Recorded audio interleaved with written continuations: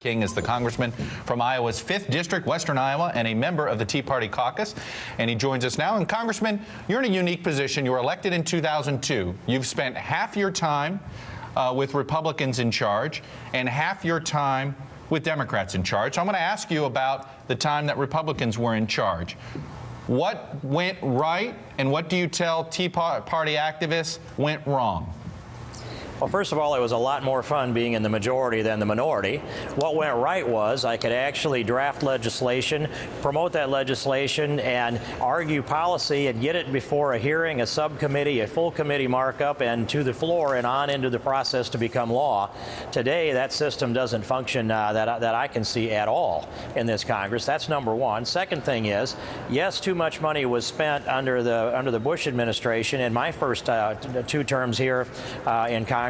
But if you look at the average deficit spending under Bush, it was $140 billion. And the deficit spending we have under Obama is $1.4 trillion for the first year. And it looks like it's going to be $1.8 trillion next year. So that's the difference in where we are today.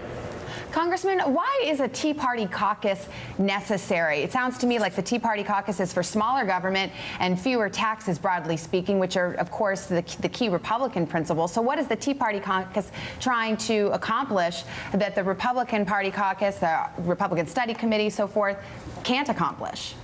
Well, and I chair the Conservative Opportunity Society, and I have a breakfast at 8 o'clock every Wednesday morning that promotes those things, and did that this morning, moved right on over to the Tea Party Caucus, headed up by Michelle Bachmann. And this focus is to listen to the core message of the Tea Party, the people that are the spokespeople for the Tea Party. And that sets members of Congress in the room in a listening mode, not a speaking mode necessarily, but that interactivity. And what we have this morning is Kevin Jackson, the author of The Big Black Lie, who is presenting a lot of the theme that he wanted to present about the Congressional Black Caucus, the NAACP, what this means, the role of race in the configuration of conservatism in America. But what's more important is that it helps identify the leaders of the Tea Party movement, helps empower them, and sets up the networking between members of Congress and the active people in the Tea Party movement so that you can create that synergy that comes from it. We're listening, they're talking, that's the way we want it.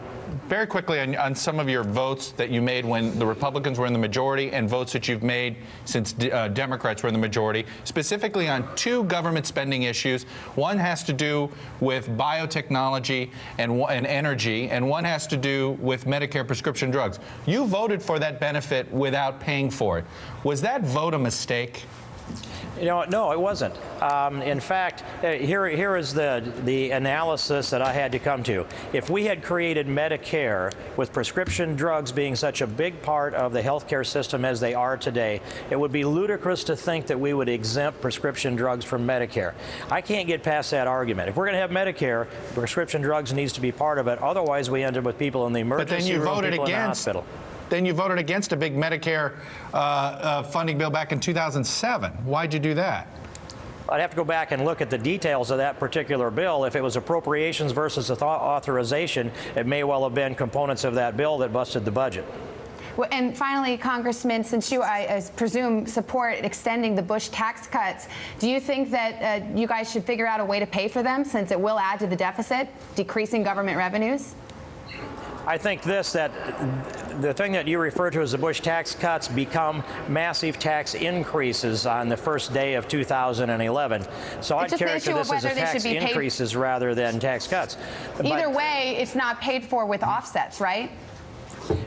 They have stimulated the economy. It's not paid for with offsets. Those tax cuts have been in place, as you characterize them, since May 28th of 2003. This would be the continuation of a tax policy. So I would say you don't have to ask for a paid for to continue a tax policy. This is a tax increase if we let this happen without doing something about it. But they have also demonstrated that it's increased the revenue, particularly with capital gains cuts that are part of that. And so this economy now is flat, it's stagnant, and there is no justification for increasing taxes at every single level. It will suppress the economy, and it will slow the recovery. In fact, it may turn us in the other direction. All right, Congressman Steve King, thank you for your time this morning, sir. We appreciate it. Thank you very much, Chuck and Savannah. All right, now to a breaking story. The Justice Department